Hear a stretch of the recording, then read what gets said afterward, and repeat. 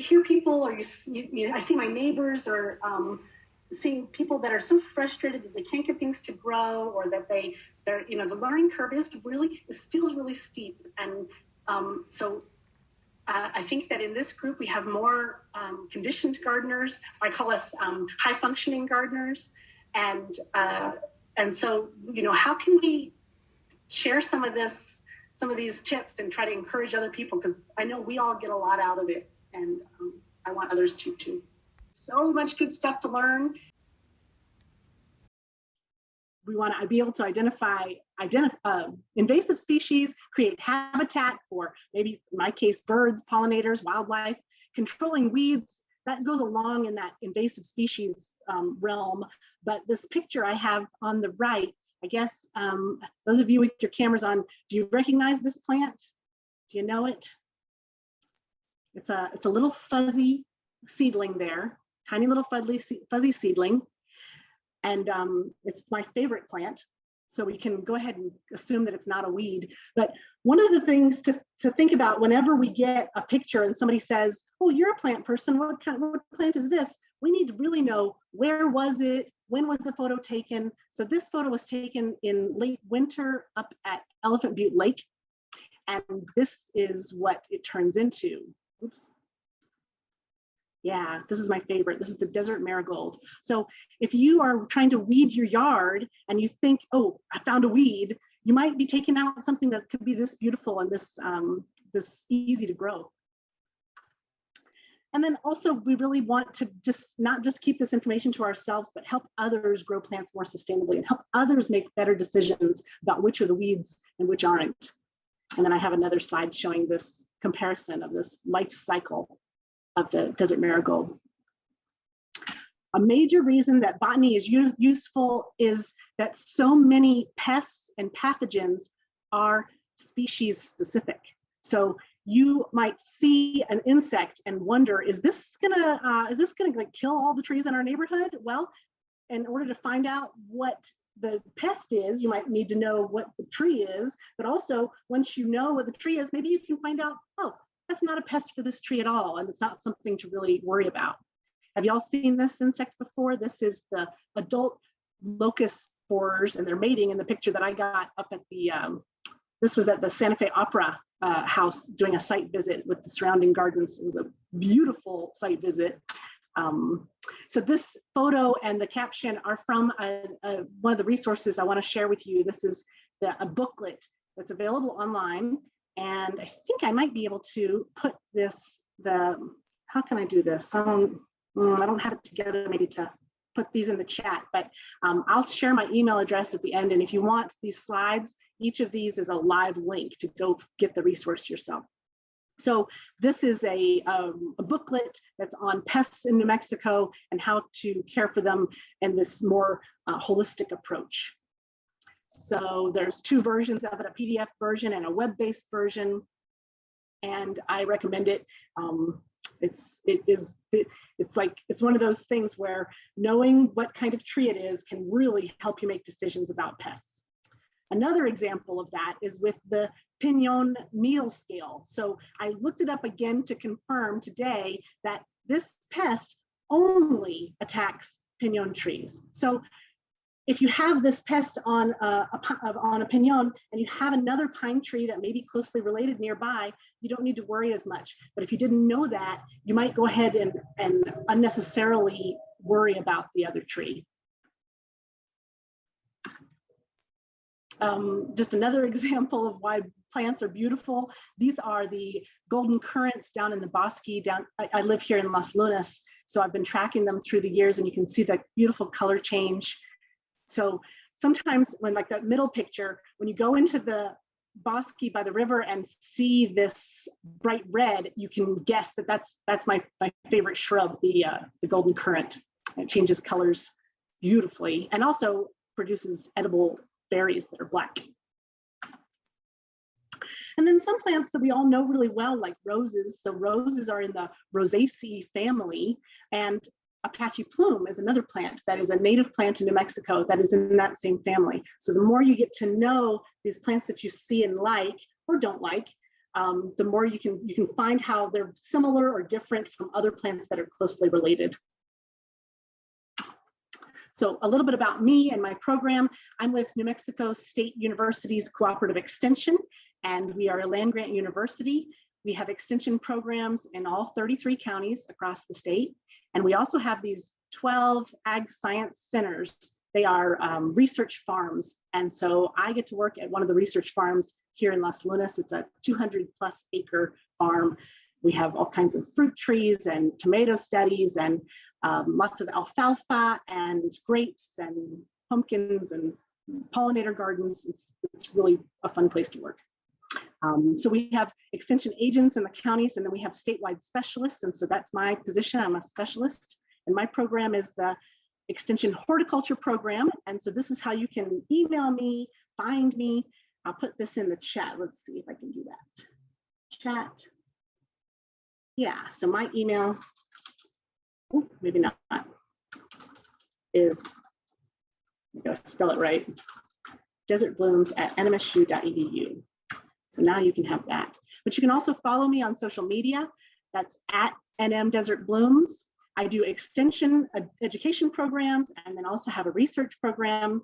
And we do various workshops. And I write this weekly gardening column that is published in the Las Cruces Sun News and in newspapers around the state. This is one of the columns that I got a great response to. I usually take a question from the public, and the question that week was, is there an easy way to tell if a flower is wind pollinated or insect pollinated? And the answer is yes. The bigger and brighter and showier and smellier the flower is, the more likely that it has all those attributes so that it can draw in pollinators. And if it doesn't have any of those things, like on the left, we see those are pecan flowers. A lot of people have never seen a pecan flower before because it's like, you know, this big, and it looks like a green peppercorn, and it's not, doesn't have petals. It doesn't have a smell. And so that's a hint that it may be wind pollinated. And the male flowers are not shown here, but the male flowers are on those dangly catkins that release pollen in the breeze. So that's a way that, this is a way that botany helps just when you're thinking about plants, when you notice something, when you smell a plant really strong, or you see it from across the street, ding, ding, ding, that's bird or insect pollinated, most likely. So another resource that we have at New Mexico State University are these extension publications. So these are all available online. And so again, if you email me, I'll send you this slides here that have the links. But I just want to overwhelm you with how many of these different publications we have. So I'm reading from this list: asparagus production in New Mexico, skip down garlic production, growing peppers, starting a community vegetable garden. There's more. Seed propagation, yard waste management, growing roses. Do you see what I mean? So all of these that I'm listing have an H at the beginning of them. The H stands for horticulture. And there's a whole nother pile of them that start with A for agriculture. And then there's other letters in the alphabet for different parts of the extension system. It's really a great resource. These are publications that are meant to be used in New Mexico. So sometimes you Google something and you find the answer that may be correct in South Carolina, but won't really work for us. So what do you need when you're becoming a botanist? I like this funny picture, birding for botanists. There's a bird, and then there's the plant identification. Yeah, that's how I feel when I'm looking at trying to understand birds. But the list of things you might put in your backpack is kind of like, you know, you're a junior explorer. So you got your hand lens and your identification book and a bunch of apps. I love apps. A camera, or I use my phone all the time. Something to write things down with so you don't forget. And then if you can collect plant material, then you can bring plastic bags or old pill containers, or I use these gum containers, you know, for seeds and such on the road. But really what you need is to pay attention. So paying closer attention to the flowers, of course, but also to the leaves, the fruits, the stems. All of these things give us hints. So I'm going to try to share this video. Can I get a thumbs up if you see this other screen coming in? Can you see that? It's a video screen? Okay, good. So this is my Facebook page. I posted these videos. Whoa. I'm gonna get dizzy. Okay, I posted this video, and I don't know how loud the sound's gonna be. It's just a song in the background, but this is a video I took on Saturday up in Los Alamos, kind of getting excited about this presentation.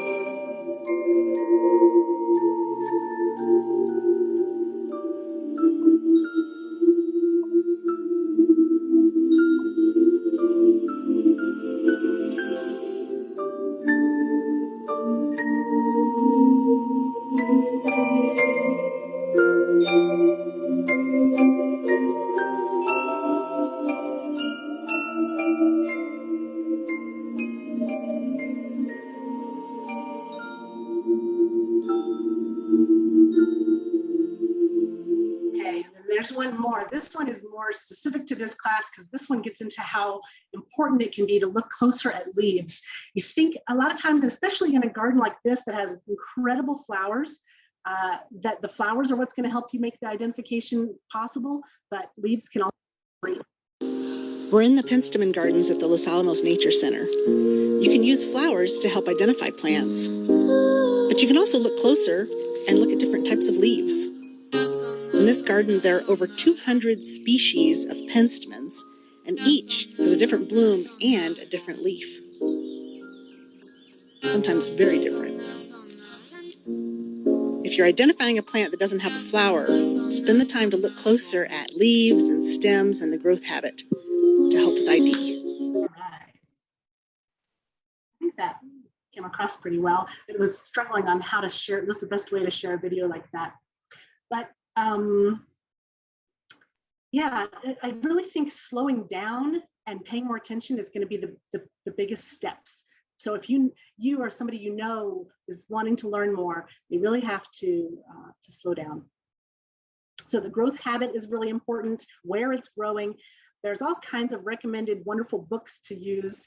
So these are a smattering of some of the ones that I like for gardening. And I have another one that I don't know why it's not on this picture. And I was going to get it for us, but it's The Flowering Plants of New Mexico by Robert DeWitt Ivy. So that's another great one. So apps too, and I understand that books are extremely important. I think we need them hand in hand.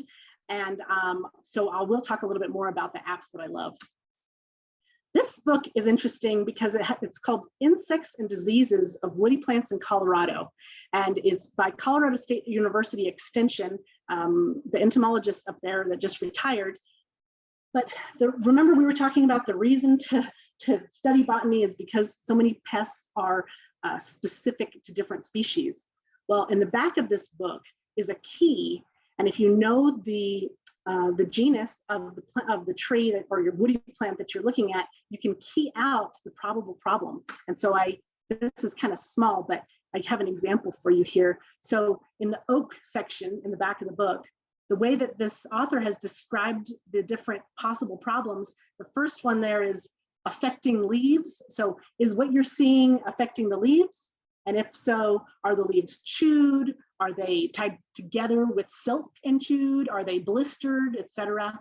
Is this problem affecting the twigs? And then there's a list of descriptions of symptoms. And each of these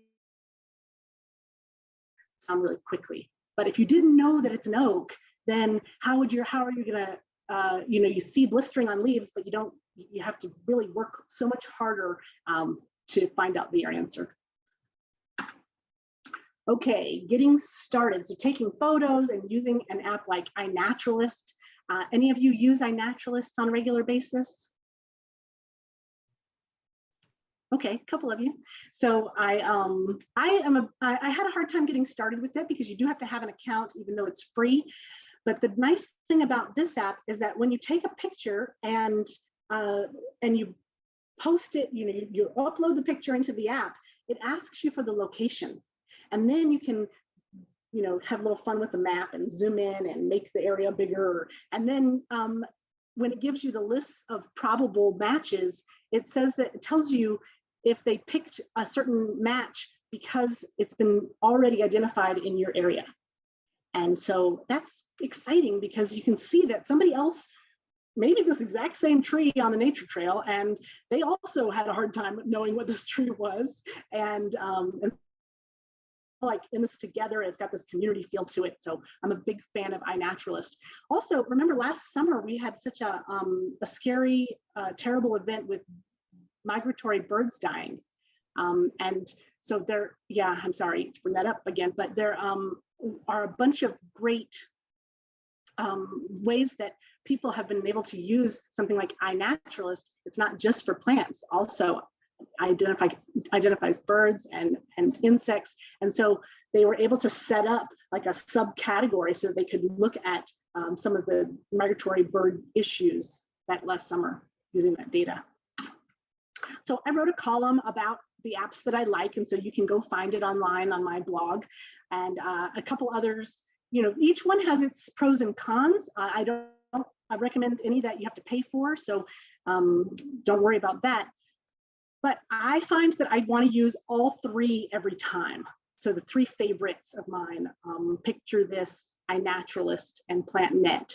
And I do that. So when I use all three and I get one is kind of like a weird answer, but the other two are in cahoots, that makes me marginally comfortable with the answer. If all three are different, I realize that either the photo is really bad or it's a really difficult plant to ID. When all three are exactly the same, I have a lot more confidence and move forward with that. I'm also a really big fan of the different online Facebook resources. So one of them is plant identification and discussion. Another great one is Native Plants of New Mexico. And so you can post a photo, and also, especially if you add your location in, it can be a lot easier for people to help out. And before too long, not only are there is your answers there within a few minutes, but soon there'll be a whole discussion about why they think it's this, why it's not that, and that's the part I really love, right? It's not just the answer, it's how do you know?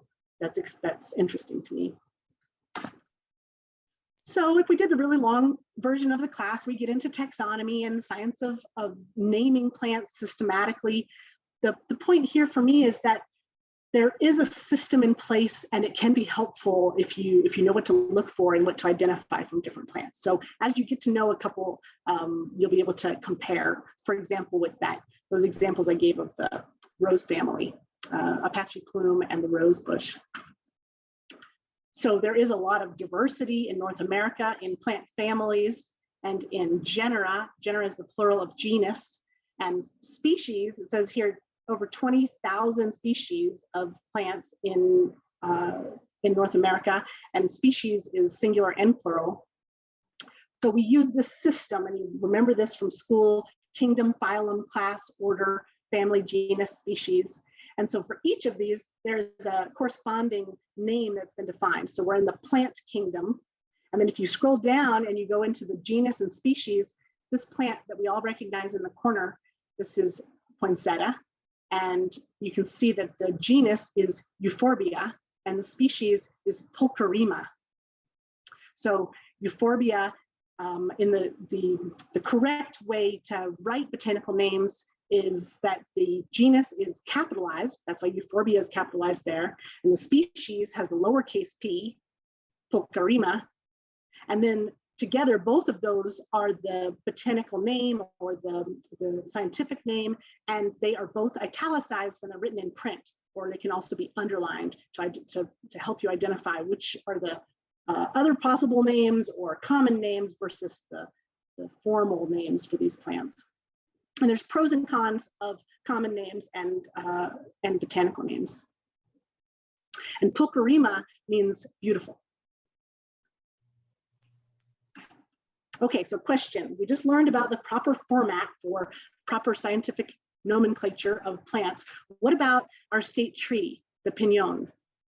So we could have a little shout out session, but so we're looking for the genus and species. So both have to be there for the proper nomenclature.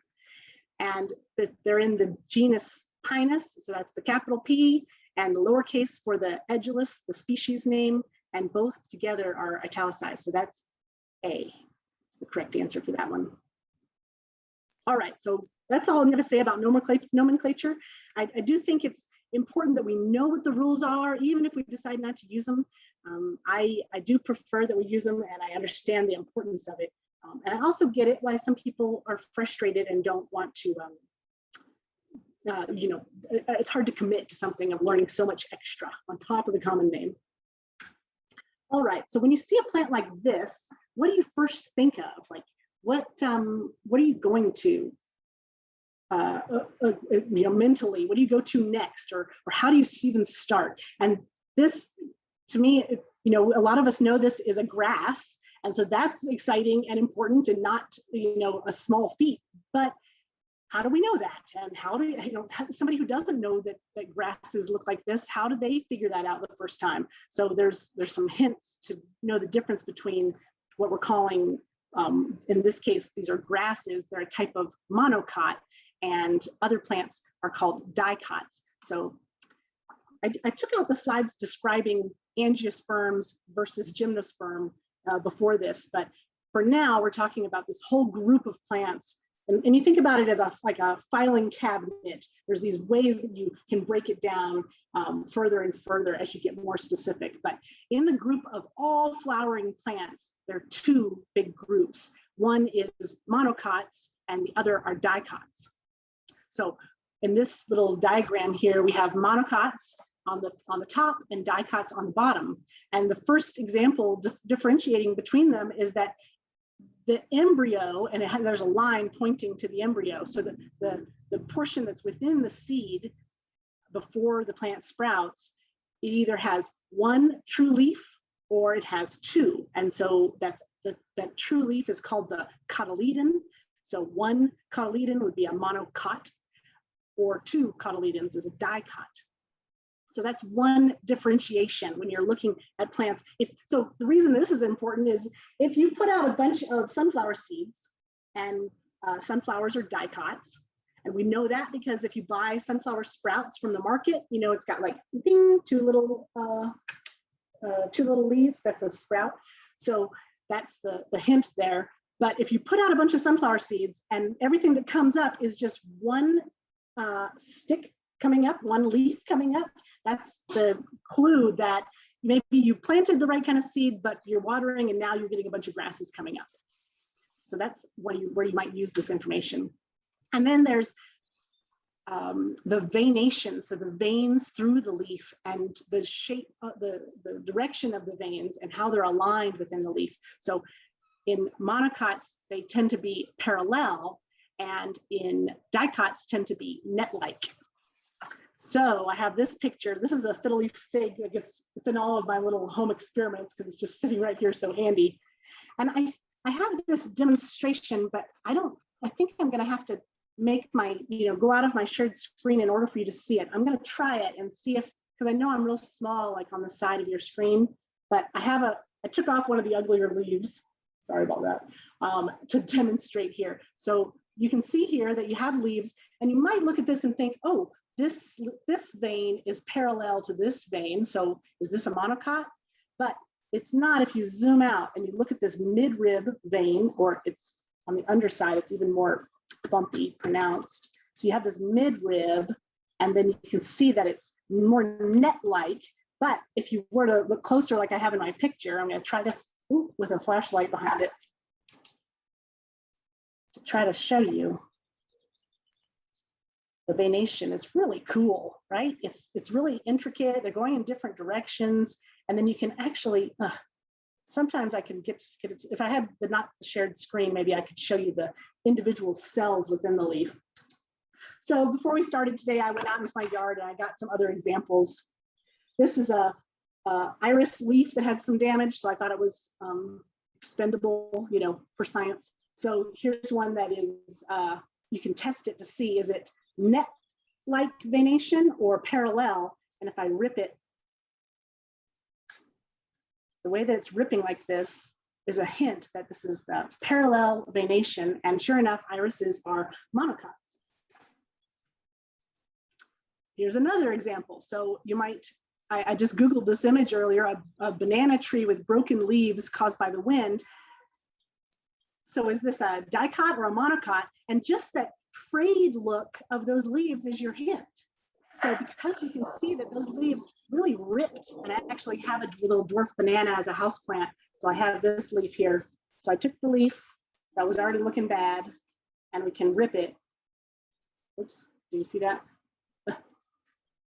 So that's what it means to have parallel leaf venation. It doesn't always work quite so smoothly, but this is a good example. Then here we have a tomato. So tomato is a dicot, and it does not have that classic parallel venation. I have more examples sitting here in water when you're ready. So if we have time at the end, I'll show you. I've got oak leaves and philodendron and ponytail palm. So that black light is exciting because I just want to share this more. Let me see. I have my black light flashlight is over there. As soon as we can do more in-person talks, I'm buying a bunch of black lights to give away as party gifts. So the thing about this black light technology is that you can go and find tomato hornworms at night. So this is what this one tomato hornworm looks like on a tomato plant with just a regular flashlight. And with a black light flashlight, it looks like this. It's like they're like visibly just jumping off at the plant at you. And so it's not exactly that hornworms fluoresce in black light, because some insects do, like scorpions, but it's just that that color difference, you know, is really, it gets picked up when anything that's white in the black light, right? Like the white on your shirt or something will show up better. So it's a cool tool, and I recommend going out there at night. It's much more fun than trying to find those guys in the day. So I have a whole blog, a whole web page all about the different pictures that I got, and a couple times finding some really interesting things using that black light flashlight. And just because you found a tomato hornworm doesn't mean you have to kill it. You can actually move them over to a plant that you don't care about as much, like another tomato, and let that insect metamorphosize and become a really important moth. So there's columns about that too. Okay, back to the differences between monocots and dicots. Vascular bundles, that's in the stem itself, so in the trunk of a tree. So for dicots, it says vascular bundles are usually arranged in a ring. And so my example here is this fun tree ring pillow that I keep around. So, and my friend said that this is providing lumbar support. Let me put it behind you. I know. So tree rings, anything that has rings like this, already you know that this vascular bundles, and we don't have to get all into it now, but that's a hint that these are dicots. Okay, another difference tends to be these root systems, with a more fibrous, spread out root system for monocots. And I guess spread out's not the right word, but a more fibrous root system. And dicots usually have a taproot with a secondary root, tertiary roots looking more like that. So it's more of that classic root structure. And the reason this is important to know is because as you are identifying plants in your yard, you can get a better feel for, is it a monocot or dicot, just based on how easy it is to pull at different times of the year. Or maybe you can't identify it because the flower's gone, but you pull it and look at the root and you're able to identify it better. Another one is that the floral parts for monocots, usually in multiples of 3, and in dicots, usually in multiples of 4 or 5. So we have to say usually, partly because there's, anytime you say 100%, you know, there's going to be somebody that falls outside of the rule, but also because sometimes they fall off. So you might look at I had a lily identification a couple weeks ago from Santa Fe, but it had 5 petals and 5 stamens. So they thought it couldn't be a lily, but it's just that, I don't know what happened to that other petal, you know, the petal fell off, the stamen fell off. So each of these has their own tricks and usefulnesses. So here's a little daffodil, and we could count the petals here. Let's count them. So 1, 2, 3, 4, 5, 6. So that's a multiple of 3, likely to be a monocot. Here's a vinca from my old house in Las Cruces with these petals 1, 2, 3, 4, 5. And also, if you were to look closer, you'd find other similarities of the numbers of flower parts. So these are hints. When I was last in Charleston visiting my dad, we went for a walk, and I can't help but, you know, always collect pictures for my presentation. So I just noticed that in this one yard, there are so many different kinds of monocots. So you've got palm trees, and then I think that's a desert bird of paradise. There's all different kinds of lilies, but it kind of looks like a banana too. In between my fingers there, I'm holding an old structure from a lily, and so you can see that it has 3 parts, and that's part of that hint. And then I think I zoomed in, yeah. So this is that, it's got that banana leaf shaggy look with the parallel veins. So that's some ways to pay attention, some things to pay attention to when you're trying to identify them. And there's a couple different reasons to identify different kinds of monocots and dicots and to differentiate. One, maybe if you're applying an herbicide of some sort, there are herbicide chemical formulas that are created for broadleaf or dicot plants, and there are others that are created for killing monocot or usually grasses, so grassy weeds. If you have a lawn, and which are less and less common in New Mexico now, but if you have a lawn and you apply the wrong kind of herbicide, then you're killing your lawn. But similarly, you could be harming some other kind of plant. And another is just knowing if it's a monocot or dicot can help you get to that next step of knowing which plant family it's in or which species in order to figure out what the pest might be. So there's different life cycles: annuals, perennials, biennials. Annual plants are ones that have their life cycle can be completed in a single growing season. So you can plant a seed, the leaves come up, you get a flower bud, you get a flower, the flower makes seeds, the seeds drop. That's a full life cycle. So those are annual plants. And in this picture, I have a bunch of different types of chilies. These are ornamental chili peppers from New Mexico State University. And that's an example in our climate of annual plants, right? They're gonna die over the winter, but they also did that whole life cycle going from seed to seed in a single season. Perennial plants are the ones that are going to come back year after year, and sometimes they're woody perennial plants where they die back to the branches and leaf out again up here like shrubs and trees. Sometimes they are herbaceous plants that the root system persists and they grew back up from the roots. There's a bunch of interesting ones like oleander, for example, is a perennial in Las Cruces, but up in Albuquerque, often they'll die back to the ground, but they're still a perennial plant coming back from its same roots. And then biennial is this one that's trying to be different from everybody else. So biennials are ones that take 2 years to complete that full cycle. The first year you just see leaves, and then it takes a full another year going through the winter and surviving to come back and produce flower, fruit, seed in the second year. So tomatoes, there's my tomato emoji that I'm always so proud of.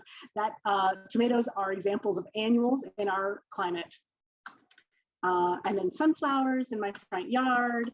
And then if you're looking at anything that's existing like this over the winter, these are examples of perennial plants. So perennial woody plants like these cottonwoods in the bosque. And then a great example of a biennial plant is the artichoke. So on the right, we have artichoke leaves from a plant that had, whether it died to the ground or the leaves persisted over the winter, it was just leaves in that first year. And it takes that full second year to get to the bud, and the bud is the part that we eat when we eat artichoke. And then as the bud opens and blooms, then you get this beautiful bloom on the left. So that is too far gone. You can't eat it anymore, I don't believe. Maybe David, maybe our uncle would try to eat it or somebody like that. But so that's interesting thing about artichokes is that we're eating the flower bud, not the fruit, like we do with most other fruits and vegetables. Also, the reason artichoke's not a crop that's grown normally in New Mexico, and one reason is it's really hard to get production because we have really cold winters. So it's like getting it through that first year and first winter so that it can produce fruit that second year can be tricky. So we're studying that up here at the Ag Science Center and Las Lunas. Can we mulch the artichokes so that they're more likely to survive and come back in the next year and produce fruit? Are there other tricks that we can do? So stay tuned for artichokes. They're extremely low water, very easy care plant, and so I'm excited for them, the possibility of them in New Mexico. So there's all kinds of stuff we could go over. There's roots, and we'll cover that a little bit, and stems and leaves and reproduction, and we don't have time to do it all. So I'm going to go kind of fast through talking about roots and the root hairs.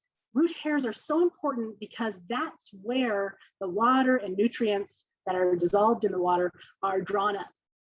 It's not in those big root structures. So when you're digging in your garden and you find these big pieces of root, either the root hairs have died and that's just a root that's dead, it's just existing, but it's not drawing up water, or maybe you can't see the root hairs. Sometimes they're so tiny that they're microscopic. So maybe you might just see the larger structure of root, but know that it's those tiny, tiny little hairs that you barely can tell.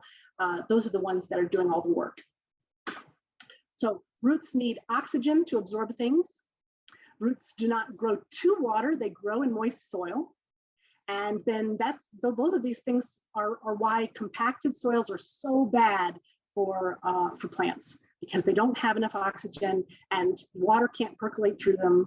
And so it gets to be impossible or very unlikely or difficult to grow. And I know this is a talk on botany, but I love trees and tree roots, so I always sneak these slides in. So where are your roots? Absorptive tree roots, so those root hairs, are shallow and extensive. And we estimate that in a perfect system, whether you're in Florida or you're in Taos, is that 90% of those absorptive roots are up there in the top 3 feet of the soil profile, and 75% of them in the top 1 foot of the soil profile, and that they're extending outward past the tree canopy up to 4 times the tree's height, or probably further, but that's just the norm. So when we talk about watering plants low and slow, we do want to water deep, and we want to water slowly enough that water sinks in instead of just running off. But we're not talking 15 feet deep or 40 feet deep, and we're not even talking about 5 feet deep. Really, we want to focus the water in these top few feet of soil. So something to think about. Okay, what else? I'm not going to get into planting trees, but I do want to share a couple of good resources. So I made a little video on planting trees, and I also have a column that I wrote about planting trees called The Whole Story. And there's a bunch of things we are doing wrong again and again and again. And so if you're ready to plant a tree, just I'll send you this slide, contact me, and we'll just make sure that you have a better chance of getting it in correctly. So I don't like staking, I call it misstaking. So that's where I'm trying to emphasize, please don't stake if you don't have to. So I think stems get a bad rap. They're way more fascinating than people give them credit for. So I saw this picture on Facebook that made me laugh, that stems can have a lot of character. So we're not going to cover all the different anatomy of stems, except this portion here. Let me see, I think I can use my pen, my laser pointer. I want to talk about this portion here. So what we're showing, I think it's the next slide. Yeah. So what we're able to see here is that if you follow the stem, this is especially good in winter or the beginning of spring, from the tip down to, you have to kind of look closely to see this scar. This is the scar left by the bud that fell off last year. This is the growth from the most current year. And then if you can sometimes use your fingers to trace down, down, down, and you find this scar. So this is from the previous year. So then you can trace down, down, down, and I could show you on some of these trees here, but I guess the point is you can do some interesting diagnostic work by paying attention to how long these parts of the stems are. So in this case, this stem, I don't know, let's say this one was 4 or 5 inches, and this last year's growth was only less than 2 inches. Think back, was there maybe a lot less rain last year? Did you not water it last year? So that's a hint about the growth cycle of the plant. And you can also use this in the nursery before you even buy a plant to find out how old is this tree? How long has it been already living in a container? And so you can use the stems as clues to try to, it's like diagnostic horticulture or investigative horticulture. It does get tricky if there's been a lot of pruning though, because that can skew your results. I'm going to turn on my lights just a second.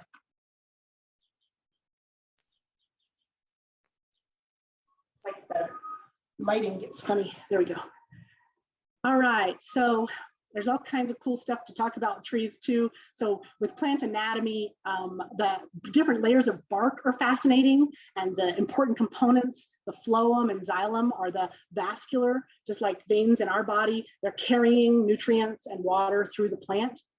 So not blood, but I just want to point out, so you can see I have that green line highlighted. That's the cambium, that cambial layer, or it's also called cambium. So in this picture, I've circled the vascular, oh, I have my highlighter on here, good.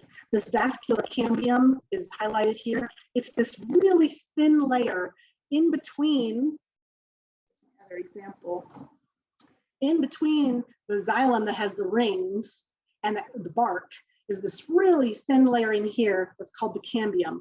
And just outside of the cambium is the phloem, or it's also called inner bark. And that's the tissue where sugars get moved around within the plant. So when we first learn this, you usually learn that the sugars go down to the roots for storage, but depending on what the growth stage is, they might be going out to that peach right out on the branch. So that's where the sugars are getting directed in order to help the plant grow, or they might be going to help new leaves grow. So it's important, this is important because we have a big problem that's happening. So the Joran Veers is a arborist in our community up in Albuquerque, and I heard him give this say this quote one time: the number one cause of preventable tree damage and death in Albuquerque parks is string trimmers, or also called weed whackers. And the reason has to do with the anatomy. It's because the weed whacker it's like, oh, okay, it's just barely hitting the bark. But we just learned that just underneath that bark is that phloem layer that's moving the sugars around. So, okay, you do it in one spot and maybe it won't kill the tree, but it's certainly if you go all the way around, it'll kill the tree. And even in one spot, it is, the whole plant is not able to move the food around in a efficient way. And so we really need to be way more careful about the bark of our trees, especially young trees when the bark is thinner. But even when they're older, you can do severe damage. Okay, so getting into leaves. We're not going to learn about photosynthesis today too much, just that it's occurring in the cells that have chloroplasts. And so those are the cells that have chloroplasts are green because of the pigment chlorophyll. And we know that photosynthesis is what produces food, and we also are able to store energy through this process, and the oxygen gets released, and that there are these, maybe y'all didn't know that there are these tiny little holes through their pores in the leaf called stomata. So here's a graphic showing that we're not going to get into all these complexities, but here we have the process of photosynthesis, and there's Matthew McConaughey's all happy, cool. And then it's like, ooh, sugar, it gets, gets a real complicated real fast, talking about the thylakoid membranes and the enzymes involved. And then if you took a whole class on it, it gets way more complicated than that. And I don't understand it at that level. But for the sake of what we need to know, we're talking about the process of photosynthesis and these pores in the leaves. So these pores are called stomates or stomata, and a singular stoma, it would be one of the holes in the pore. So this is mostly in the underside of the leaf, and there's some reasons for that. And then each of these pores has two cells that are called guard cells on either side of the opening. And so when, and the guard cells can change shape to open or close this pore. So when the guard cells are swollen, the stomata opens up, and when they're shrunken, the stomata closes. And here's an amazing scanning electron microscope image of stomata, or one stoma or several stomata when they're open versus closed. And the reason that this is important is because there are stressors and environmental factors that cause those guard cells to change shape and cause these pores to open and close. Transpiration is closely tied in here with the photosynthetic rate, because as these are opening and closing, you're getting gas exchange, but you're also losing water out as water vapor into the atmosphere. And so the process of water loss is occurring through these pores. And it's estimated that 90% of water that's taken up from the soil is lost out into the atmosphere and the air. And so that's pretty shocking. And but this is really important for a couple things. It's important for cooling the plant and also for transporting nutrients or minerals and nutrients up into the leaves. But they depend, the stomata opening or closing depends a lot on temperature, wind, humidity, all of the conditions that when we have here in New Mexico. If you have a high wind, high temp, low humidity, that means the pores are more likely to close up. I have a video to share more about it. One thing I think of these plants as being tiny evaporative coolers. They're like every single plant, every single blade of grass is a little swamp cooler, and it's cooling itself and the air around it by pulling and releasing water out into the air. So there's this interesting thing that happens called guttation. So guttation is when your water droplets form there on the leaf mesh margin, because there was so much water in the roots. The water is going out and it's like not evaporating off of the leaf surface fast enough, and so it kind of beads up on the leaf surface. And the reason this is important is in plant diagnostic care, when you see that there's a leaf margin that is burned or singed, that could be because guttation is occurring, and in New Mexico we're not noticing the it's evaporating too quickly. You won't see the droplets of water, but as the water is evaporating from this leaf margin, the salts in the water get built up along that edge, and then the salts eventually burn the leaf. And so that's why salt burn happens, and that's the process by which it happens. I got excited one time when I saw this lady's mantle Alchemia in North Carolina that was exhibiting guttation right before my eyes, and it was so exciting. And then I was also excited up in Los Alamos to see that they had the Alchemia plant in their garden, and sure enough, it had water droplets all over it. So I get out and it's nighttime, and I'm looking in the, so excited because I never thought I would see it in New Mexico because they evaporate too quickly. So I get my phone out and I'm sitting there to take a picture, and the sprinkler hit me. It wasn't guttation, it was just a sprinkler. But anyway, it's a cool thing, and this is what I was trying to explain with the leaf is getting burned. Another picture of it happening in pecans. So that's that classic sign of salt burn. It could be excessive fertilizer, it could be salty water, salty soil, there's different things, but they're all showing up in this similar way. So we're already, here we are close to 8, and we have all kinds of other fun stuff to talk about, but we're going to skip ahead. We've got leaves and needles and spines. And then we would get into some gymnosperms and flower structures.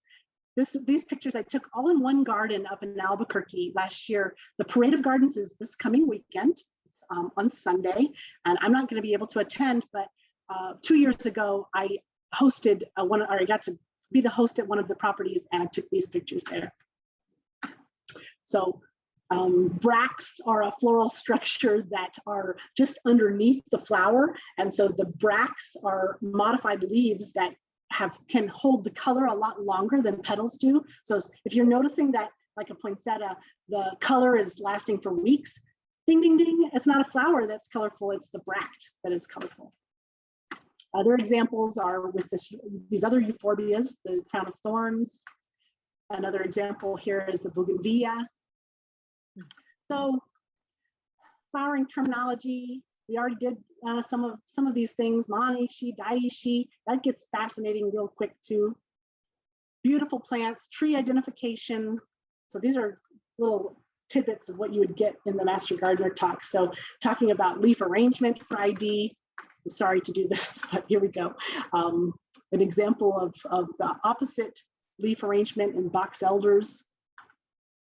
And people are just online showing incredible photos of the different plant structures they're finding. So in these examples, these are all alternate arrangement of leaves, excuse me, opposite arrangement, where you have a leaf coming from both sides right there at the same node. Other examples, fruit trees, leaf types. To me, knowing that there's different leaf types is so important, is really the first step. And there's compound leaves and leaflets and different shapes, different incredible colors. These are up in the Manzano Mountains. This picture was from September last year. We already talked about venation, so you'll be able to see that again. I'm curious to see if you're able to peel apart some of the leaves in your life and see what kind of leaves you have. So these help with identification. You don't have to memorize them all. You just have to know that if you notice it, like that the edge of this leaf is a particularly weird, that might help you to narrow it down when you found the book and identify it. Okay, I'm almost at the end, I think. Yes, okay, so acorns, that's a big hint. So a lot of times you're looking at this tree or it's winter and you don't know, look down, look around, you find a cone structure or an acorn. It could be a hint of what kind of plant it is. Acorns grow on oaks. So it's actually not on, this type of acorn is not on the list. This is the cork oak, which is one of my favorites, and it is growing on main campus in Las Cruces. Another way to identify it is that it has the wildest bark of like any other plant, and that's where we get cork from. So seeds can also be incredible at helping with identification and the location itself. So knowing that creosotes grow in a certain portion of the state can really help to identify the plant. If you saw this picture and were told that it was growing up in Taos, it might be really difficult to identify, but knowing where it came from is gonna help. This is supposed to remind me that there's also smell to get into, and a bunch of we can do on the smell of plants and paying attention to smell. Ponderosas you can identify because the bark smells like candy. I'm not kissing that tree, I'm smelling it. So that's here we go. Yep. So we have plant families and paying attention to the spines and the structures. And a favorite tip of mine, I love all this stuff. I wish I wasn't having to go so quickly. This is a tip maybe that I'll leave you with. This one is this difference, the way that I Google things for a quick result. So here we have a Google search I did for cattail weed control. And you can see that there's a .com here, and there's another one here, and there's a Texas A&M article here. So it's hard to tell if these are reputable sources or if they're just trying to sell me a product. But if I add this one term to my Google search, I'm adding the term extension. So you can do New Mexico State Extension, NMSU, or you can just do general extension, and look at how it changed the results. So now we have cattail control from Cornell Cooperative Extension. That's the same Texas A&M. Here's Ohio State. And so this one is a .com, but it listed here because they're quoting the extension weed specialist. And it's not that we're always right in extension, but we are tasked with getting the best information, the newest information out to the public, and we're not trying to sell anything with it. So that's my little tip.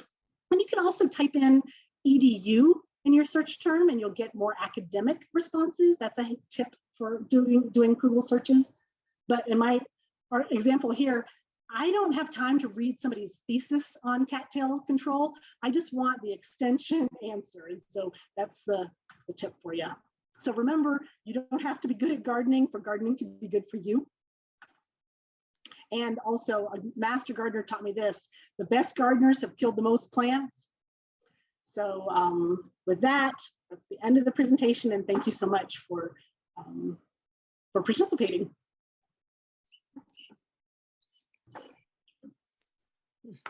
Yeah, thank you. Thank you, Marisa.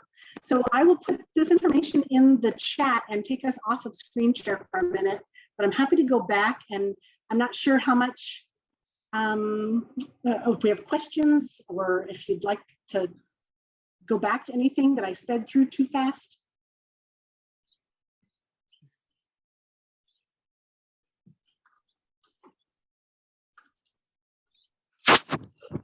Unmute yourself, or maybe I should look in the chat. See.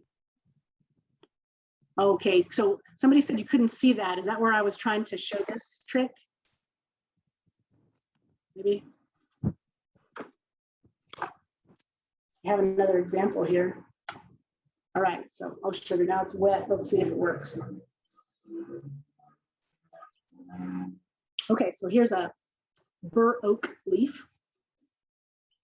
And I'm gonna, well, you can already see that venation pretty clearly, that it's not all parallel. There's that center midrib, but I was gonna try to show, oh sugar, how did I do it? I did it like this. There we go. That's good. So, yeah. That mark on the corner of the leaf is not a disease. That's where my rolly chair rolled over it earlier.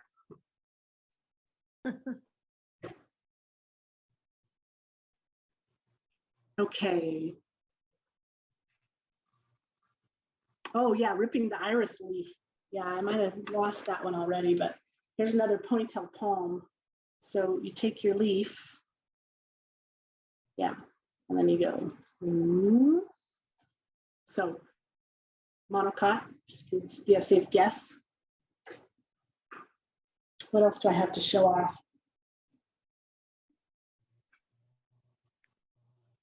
Thanks, Marianne, for clarifying that. Okay, so one question that was sent to me is, can you be an utter beginner and go to the Master Gardener classes? And the answer is yes, you can, and there's so much good stuff to learn. I actually, so I worked at a plant nursery in Albuquerque, and I loved my job. I loved it, and a customer suggested that I might like the Master Gardener program. I'd never heard of it before. I didn't know about extension or land grant universities or anything. And then I attended, I signed up and attended those classes in Albuquerque and was inspired by the specialists. The turfgrass specialist is hilarious and so smart. The entomologist, she just retired, but she's excellent too. And the soils guy, they all come together and teach this different parts of gardening in New Mexico, and it's a really great program. So yes, you can be an utter beginner, and depending on your county, the start time may be not until the beginning of next year.